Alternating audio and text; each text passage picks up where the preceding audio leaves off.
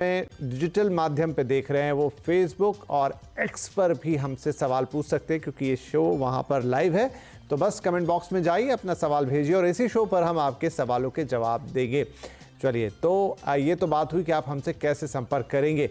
अब आपका परिचय कराते हैं हमारे आज के मेहमान से। तो आज कार्यक्रम में हमारे साथ शामिल हो रहे हैं मानस जायसवाल साहब, टेक्निकल एनालिस्ट manasjaiswal.com के। सर, बहुत बहुत स्वागत है आपका। आपके साथ कल के बाजार की तैयारी करवाएंगे दर्शकों की और साथ ही उनके सवाल भी लेंगे। लेकिन उससे पहले थोड़ा हालचाल ले लेते हैं कि आज बाजार में क्या हुआ। कारोबारी हफ्ते का आज पहला दिन था। बाजार में जोश दिखा। सेंसेक्स निफ्टी नए शिखर पर बंद हुए। निफ्टी ने इंट्राडे में 24,653 का रिकॉर्ड स्तर बनाया। सेंसेक्स ने 146 अंक का एक उड़ान भरी और 80,665 पर बंद हुआ। वहीं अगर हम बात करें, निफ्टी 85 अंक चढ़कर 24,587 पर बंद हुआ। मिड कैप इंडेक्स नए शिखर पर गया। तेल और गैस, रियल्टी, फार्मा शेयरों में आज सबसे ज़्यादा तेज़ी देखी हमने। वहीं आईटी शेयरों में आज दबाव का दिन था। तो ये तो इन शॉर्ट हो गया आज का बाजार। देख लेते हैं एफआईआई डीआईआईज ने आज क्या किया है। तो उनके अगर हम ट्रांजैक्शंस देखें तो एफआईआईज ने आज 2,684 करोड़ से ज़्यादा की खरीदारी की है। डीआईआईज ने आज बिकवाली की है 331 करोड़ की। थोड़ी मुनाफा वसूली बाजार में आई, लेकिन फिर भी एफआईआईज की खरीदारी के चलते, बड़ी खरीदारी के चलते हमने बाजार में नए हाईज लगते हुए देखे हैं। ठीक है, आज का बाजार हो गया। अब कल के बाजार को हम किस तरह से रीड करें, आज के बाजार से क्या संकेत उठाएं और कल के लिए क्या तैयारी करें। मानस जी, कल के बाजार के लिए आपकी क्या राय रहेगी? नमस्कार विपिन जी। तो देखिए, जो ट्रेंड है वो तो डेफिनेटली बुलिश है। हालांकि आज अगर हम केवल आज पूरे दिन की एक्टिविटी देखें तो कुछ खास निफ्टी ने नहीं किया। गैप अप देखने को मिला, उसके बाद एक दायरे में निफ्टी ट्रेड करता रहा और ऑलमोस्ट जो ओपनिंग थी उसके आसपास ही क्लोजिंग देखने को मिली। अब देखिए, पॉइंट ये है कि क्योंकि एक बहुत ही इंपॉर्टेंट सपोर्ट जो कि 24,400 है, जहां पर निफ्टी का ट्रेंडिंग मूविंग एवरेज आता है, उसके ऊपर निफ्टी लगातार सस्टेन कर रहा है। मेरे हिसाब से ये जो ट्रेंड है ये पॉजिटिव है और आप बिल्कुल उम्मीद कर सकते हैं कि 24,750 और उसके ऊपर 24,900 तक के स्तर निफ्टी में आपको जल्द देखने को मिल जाएंगे। तो कल की स्ट्रेटेजी भी खरीदारी करने की रहेगी। अगर आप देखिए, और अगर फ्लैट ओपनिंग होती है तो खरीदारी करने के मौके होंगे। 24,490 की स्टॉप लॉस से निफ्टी में खरीदारी करनी चाहिए और आपके जो टारगेट रहेंगे वो 24,750 और 950 के हो सकते हैं निफ्टी में। हालांकि बैंक निफ्टी में उस तरह की स्ट्रेंथ देखने को नहीं मिल रही है, लेकिन इंपॉर्टेंट ये है कि ये भी अपने 20 डे मूविंग एवरेज के ऊपर ट्रेड कर रहा है, लगातार उसके ऊपर सपोर्ट ले रहा है। मेरे ख्याल से बैंक निफ्टी में थोड़ा वेट कर लीजिए, लेकिन अगर 52,800 ब्रीच हुआ तो आप 1000 पॉइंट की तेजी बैंक निफ्टी में भी देख सकते हैं। नजर रखिए, 52,800 के ऊपर खरीदारी करेंगे 52,400 के स्टॉप लॉस के साथ। ठीक है सर, तो ये निफ्टी और बैंक निफ्टी के लिए सलाह हो गई। निफ्टी में 24,400 पर तगड़ा सपोर्ट है और इसके चलते आप 24,750 और 24,900 तक के स्तर देख सकते हैं, क्योंकि अभी एक अपवर्ड ट्रेंड है। तो कल के लिए आपके लिए सलाह है 24,490 के स्टॉप लॉस के साथ आप 24,750 24,900 तक के स्तर की उम्मीद कर सकते हैं। बैंक निफ्टी के लिए भी वैसे तो वेट करने की बात है, लेकिन अगर ये 52,800 के ऊपर जाता है तो 1000 पॉइंट्स यहाँ से और रैली करता हुआ दिखाई देगा। तो 52,400 के साथ यहाँ पर भी 52,400 के स्टॉप लॉस के साथ यहाँ पर भी एक बाइंग कॉल की सजेशन है बैंक निफ्टी के लिए भी। चलिए, ये ब्रॉडर मार्केट्स हुए। तो मानस साहब, कुछ पर्टिकुलर शेयर्स जहां आपकी कल नजर रहने वाली है? देखिए, अब ऐसा लग रहा है विपिन जी की पीएसयू बैंकिंग परफॉर्म कर सकता है। जिस तरह का ब्रेकआउट हमने स्टेट बैंक ऑफ इंडिया में देखा, उसको देख के लग रहा है कि state bank of India, Canara bank, bank of Baroda, PNB जैसे स्टॉक परफॉर्म कर सकते हैं। तो स्टेट बैंक ऑफ इंडिया में खरीदारी करने की राय रहेगी। 869 के स्टॉप लॉस से खरीदारी करेंगे। 905 रुपए तक के टारगेट्स पॉसिबल है। दूसरे स्टॉक गेल का है, गैस अथॉरिटी का है, जहां पर 4 दिनों के कंसोलिडेशन के बाद फाइनली स्टॉक ने एक फ्रेश ब्रेकआउट दिया है। गेल में भी खरीदारी करने की राय रहेगी। 233 का स्टॉप लॉस लगाएंगे। 249 तक के टारगेट्स पॉसिबल हैं गेल में। और तीसरा स्टॉक है एल्केम का। एल्केम लेबोरेटरीज की मैं बात कर रहा हूं, जहां पर स्टॉक ने हायर टॉप्स हायर बॉटम्स का कंफर्मेशन दिया, वॉल्यूम्स ब्रेकआउट पे देखने को मिले हैं। तो एल्केम में भी खरीदारी करने की राय रहेगी। 5300 के स्टॉप लॉस लगाएंगे और 5600 के टारगेट सेट करेंगे। चलिए, तो 3 शेयर जहां तीनों में खरीदारी की राय। एल्केम लेबोरेटरीज आपके सामने 5600 के टारगेट्स, 5300 का होगा स्टॉप लॉस। इसके अलावा gas authority of India limited के लिए भी बाइंग सलाह, 249 के टारगेट्स, 233 पे लगा लीजिएगा स्टॉप लॉस। और साथ में एसबीआई यहाँ पर भी खरीदारी की सलाह दे रहे हैं जायसवाल साहब। 905 के टारगेट्स होंगे, 869 का स्टॉप लॉस जरूर लगाइएगा प्लीज। तो चलिए, ये वो 3 शेयर जहां पर कल मानस जी की नजर रहेगी, आप भी नजर रखिएगा। टारगेट स्टॉप लॉस आपके साथ उन्होंने शेयर कर दिए हैं। अब इंडिविजुअल सवालों की बारी है। चलते हैं अपने पहले कॉलर के पास, जो है नरेश कुमार जालान साहब, हमें कॉल कर रहे हैं चेन्नई से। नरेश जी, बहुत स्वागत है आपका। क्या सवाल पूछेंगे? नमस्कार जी। नमस्ते नमस्ते। मेरे पास ये हिंदुस्तान ऑयल के 1500 शेयर हैं 115 की रेट पे। ओके। और एक तो सीएट लिमिटेड के शेयर हैं 50 2707 की रेट पे। ओके जी। तो क्या करना, कुछ ऐड करूं, सेल कर दूं, क्या करूं? चलिए, दोनों शेयर्स में आपको राय देते हैं। पहले बात कर लेते हैं हिंदुस्तान ऑयल की, जहां पर आपके पास 115 की क्वांटिटी है और हर शेयर पर 116 रुपए से ज़्यादा का मुनाफा है। मानस जी, क्या करना चाहिए? और एडिशन इसमें चाहिए या थोड़ा सा मुनाफा वसूली करें, या फिर अभी रखें जितना है उतना? देखिए, अभी रखना चाहिए क्योंकि एक फ्रेश ब्रेकआउट देखने को मिला है चार्ट्स पे। 225 का एक अहम रेजिस्टेंस था, स्टॉक ने उसको ब्रीच किया है, जिसके टारगेट 255 260 की रेंज में आते हैं। और ये भी ध्यान रखना है कि अगर 255 260 की रेंज ब्रीच हुई तो वो लॉन्ग टर्म चार्ट पे ब्रेकआउट होगा, और उस केस में आपको 310 तक के भाव भी देखने को मिल सकते हैं। फिलहाल के लिए बने रहिए, और स्पेशली जब तक 20 डे मूविंग एवरेज के ऊपर ट्रेड करता रहे तब तक घबराने की जरूरत नहीं है या प्रॉफिट बुक करने की जरूरत नहीं है।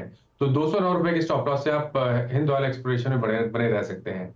सीएट की जहां तक बात है, देखिए सीएट में अभी कुछ दिन पहले हमने एक शार्प रैली देखी 2400 से लेकर 2900 तक। उसके बाद हमने कंसोलिडेशन देखा, लेकिन ये कंसोलिडेशन 20 डे मूविंग एवरेज के ऊपर हो रहा था। इसलिए मेरा समझना है कि 2600 के स्टॉप लॉस से सीएट में भी बने रहिए। 2900 2950 तक के टारगेट्स तो पॉसिबल है, लेकिन अगर 2950 के ऊपर निकलेगा तो आपको कम से कम 3250 तक के स्तर भी सीएट में देखने को मिल जाएंगे। अंडरटोन बहुत बुलिश बना हुआ है सीएट का, यहां पर भी बने रहने की सलाह रहेगी। चलिए जी, तो दोनों शेयर्स में बने रहने की सलाह। सीएट के अंदर आप 2600 का स्टॉप लॉस लगा लीजिएगा नरेश जी, और आगे आपको 2900 से 2950 तक के टारगेट दिखेंगे, और अगर वो भी आगे बढ़ गए तो फिर आपको 3250 पे जाता हुआ दिखाई देगा। तो रखिए इसको। आपने दूसरा पूछा था हिंदुस्तान ऑयल्स, वहां पर भी 255 माफ कीजिए 200 रुपए के ऊपर अगर ये इस समय 209 रुपए का स्टॉप लॉस लगाइएगा और होल्ड कीजिएगा, और आगे ये 255 से 200 के स्तर दिखाएगा, और अगर उसके ऊपर जाता है तो फिर सीधा आपको 370 पर दिखाई देगा। ये सलाह मानस जी कह रहे हैं। तो आपके दोनों शेयर्स बढ़िया हैं, प्लीज इन्हें होल्ड करके रखिए। स्टॉप लॉसेस आपके सामने हैं। अगला सवाल राजेश पटेल साहब का, अहमदाबाद से कॉल कर रहे हैं। राजेश जी, बहुत स्वागत है आपका। सवाल बताएं प्लीज। सर, मेरे पास ग्रैन्यूल्स इंडिया के 2000 शेयर है, ओके 530 के रेट से, और दूसरा है LIC हाउसिंग फाइनेंस 200 शेयर है 790 रुपये में। तो मैं क्या करूं, होल्ड करूं उसको? चलिए, पहले ग्रैन्यूल्स इंडिया की बात कर लें। थोड़ा नुकसान है सर आपको यहाँ पर, करीब 9.5 रुपए 10 रुपए के आसपास का, और क्वांटिटी आपके पास अच्छी खासी है। तो क्या करना चाहिए मानस जी ग्रैन्यूल्स में? देखिए, ग्रैन्यूल्स का जो medium to long term chart है वो तो बहुत बेहतरीन लग रहा है। कंसोलिडेशन हम देख रहे थे, और ये कंसोलिडेशन 10 डे मूविंग एवरेज के ऊपर हो रहा था। आई थिंक इन्वेस्टर के तौर पे यहाँ पर आप अपनी पोजीशन में बने रहिए। 460 रुपए का स्टॉप लॉस लगाइए। 610 और 635, ये 2 टारगेट अपने माइंड में बना के चलिए। उम्मीद करिए कि 3 से 6 महीने में दोनों टारगेट आपको देखने को मिल सकते हैं।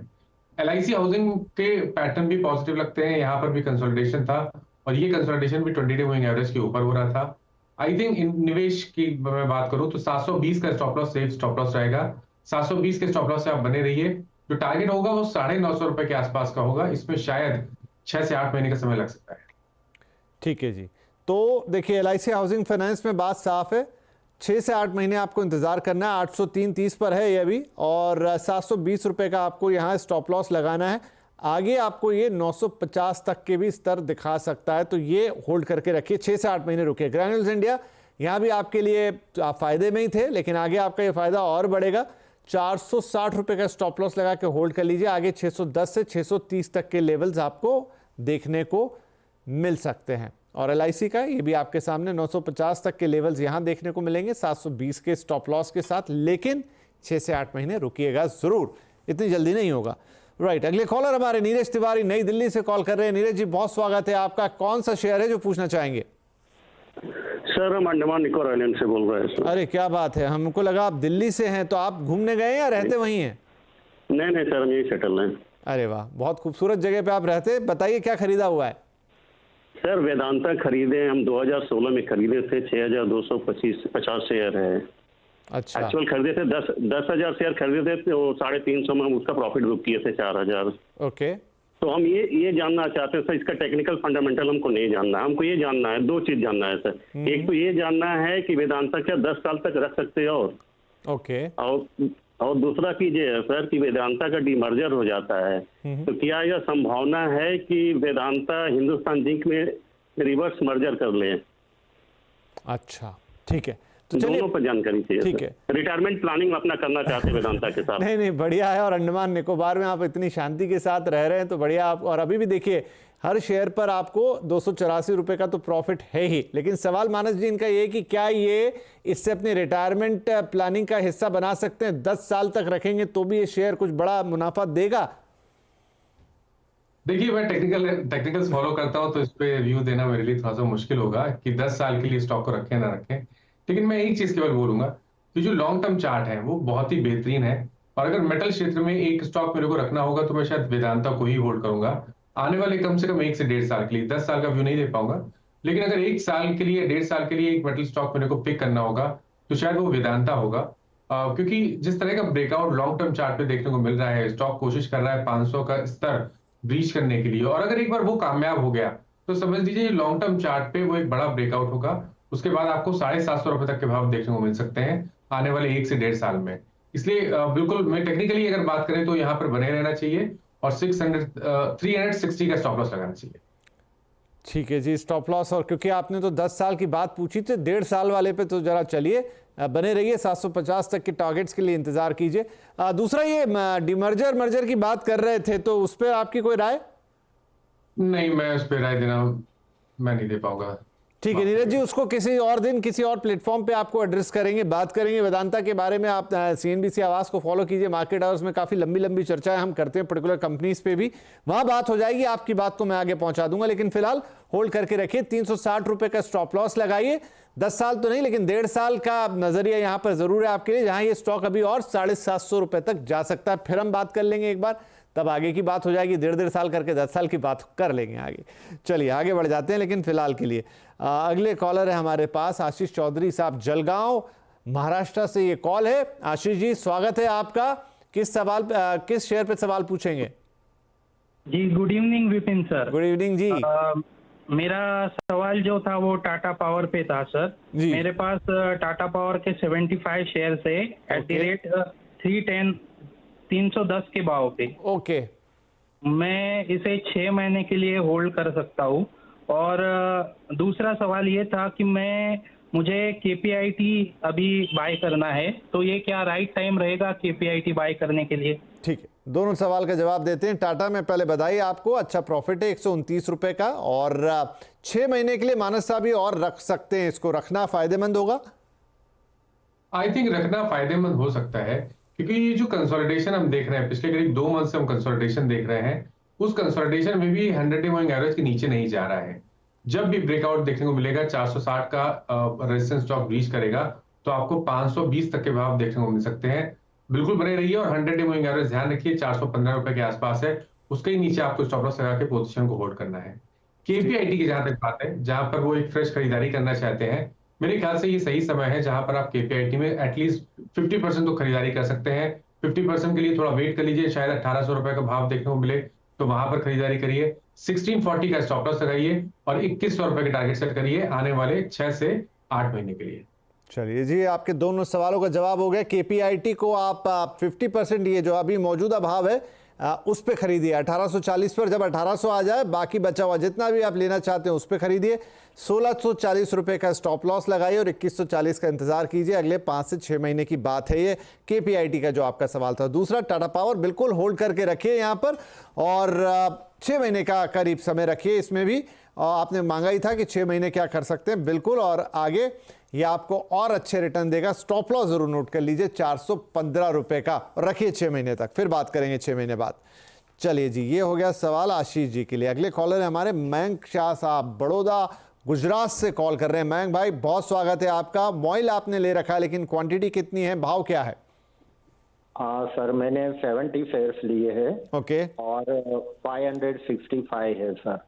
तो मैं लॉन्ग टाइम इन्वेस्ट कर सकता हूँ, लॉन्ग टाइम इन्वेस्टर हूँ। 70 नंबर्स शेयर्स 565 के प्राइस पे, और लॉन्ग टाइम टारगेट क्या होगा सर?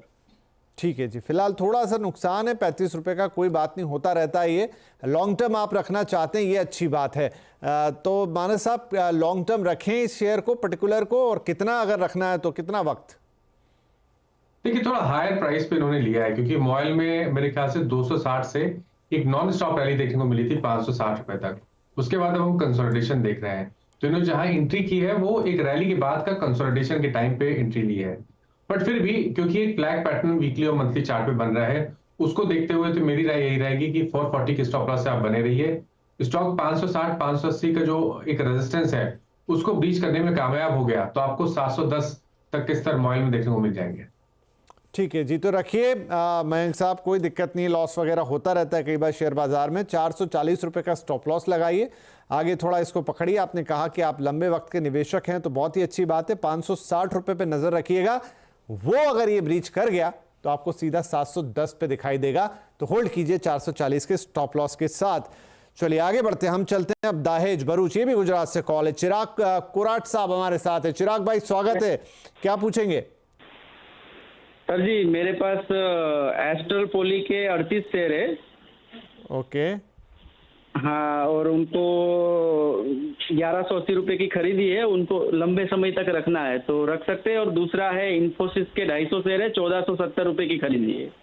चलिए तो पहले जरा बात कर लें इन्फोसिस की, बढ़िया फायदा आपको यहाँ 237 रुपए 5 पैसे का हर शेयर पर, और 250 शेयर हैं आपके पास। तो मानस साहब पहले तो इन्फोसिस पे इनको राय दे देते हैं, क्या इन्हें आगे और रखना है, थोड़ा प्रॉफिट निकाले, क्या करें अभी? बिल्कुल रखना है। देखिए मेरा समझना यह है कि शायद आने वाला जो 6 से 8 महीने का समय होगा उसमें जिस तरह का परफॉर्मेंस हमने आईटी में पिछले 1-1.5 महीने में देखा, उसी तरह का आउट परफॉर्मेंस देखने को मिल सकता है। और इन्फी की जहां तक बात है 1950 के लेवल्स स्टॉक बिल्कुल टच कर सकता है, तो यहाँ पर बने रहने की कोशिश करनी है। बस स्टॉप लॉस को रिवाइज करके आप 1590 पे लगा लें। ठीक है, 1590 का रिवाइज कर लीजिए स्टॉप लॉस, और 1950 के लेवल्स को देखिए, आपका फायदा और बढ़ता हुआ नजर आएगा। तो ये तो बात हो गई इन्फोसिस की।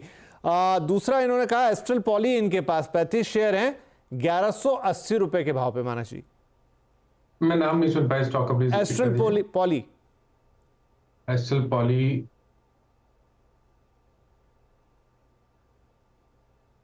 नहीं, मैं स्टॉक के चार्ट्स नहीं देख पा रहा हूँ विपिन जी। चलिए कोई बात नहीं, फिलहाल के लिए भी इसको छोड़ते हैं, कभी दोबारा खुला तो हम जरूर इस पे चिराग साहब बात कर लेंगे। आप प्रोग्राम देखते रहिए, थोड़ा हमें भी दर्शक हमारे कांस्टेंट बने रहेंगे, नहीं तो अपना सवाल के बाद अक्सर दर्शक चैनल स्विच कर देते हैं।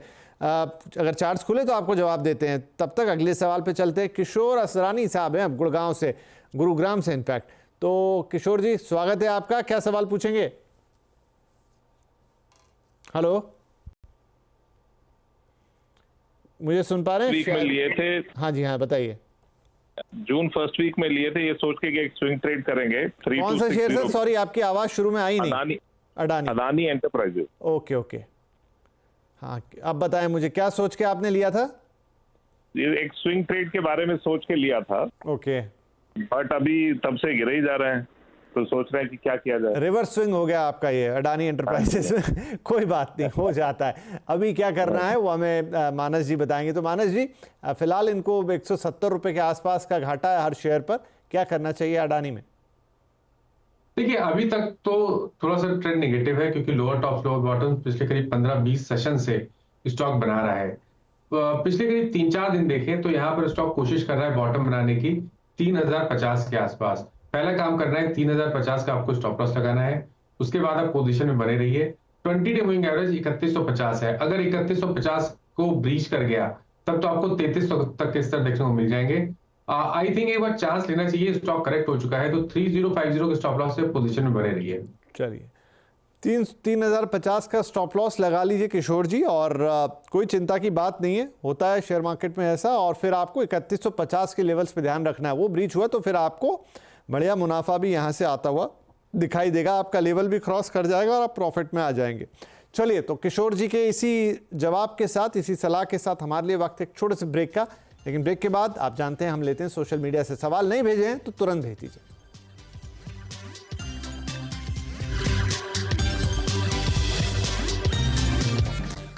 का बाजार और मानस जायसवाल साहब दे रहे हैं सवालों के जवाब। वक्त है हम सोशल मीडिया से सवाल लें, फटाफट मैं लेता हूं। गगन ठाकुर साहब हैं, जीपीपीएल के 400 शेयर है सर इनके पास 226 रुपए के भाव पर। स्टॉक रिपीट कर दीजिए प्लीज गुटन जी। जीपीपीएल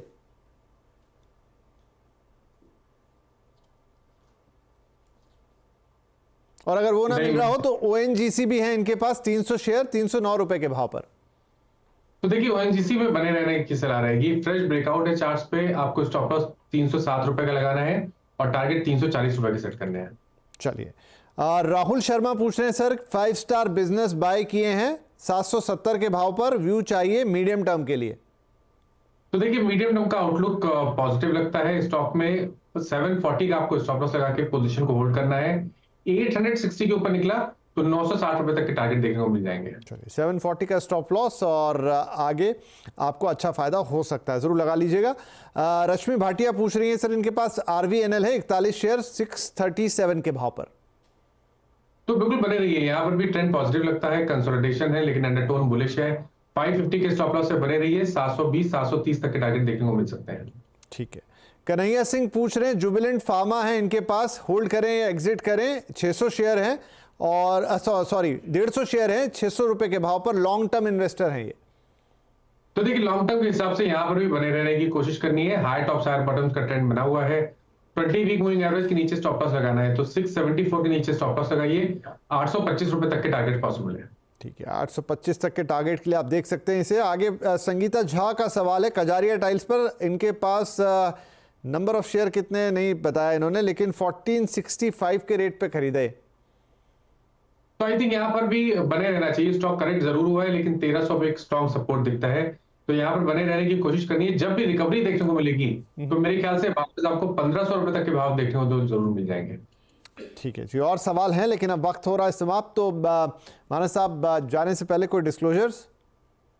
तो विपिन जी, जिन स्टॉक्स के बारे में बात हुई, किसी भी स्टॉक में मेरा पर्सनल पोजीशन नहीं है, पर क्लाइंट्स के पास इन स्टॉक्स पे पोजीशन जरूर हो सकती है क्योंकि इनको टाइम टाइम हम लोग इनमें से कुछ स्टॉक एडवाइस करते रहते हैं। बहुत बहुत शुक्रिया सर, आप आए और आपने हमारे दर्शकों के सवालों के जवाब दिए और कल की तैयारी के लिए उन्हें कुछ खास मार्गदर्शन दिया। बहुत बहुत धन्यवाद। और सभी दर्शकों का भी शुक्रिया, आप अपने सवाल हमें यूं ही भेजते रहिए और कल के ट्रेड के लिए ढेर सारी शुभकामनाएं। सुरक्षित और फायदे वाला ट्रेड कीजिएगा। नमस्कार।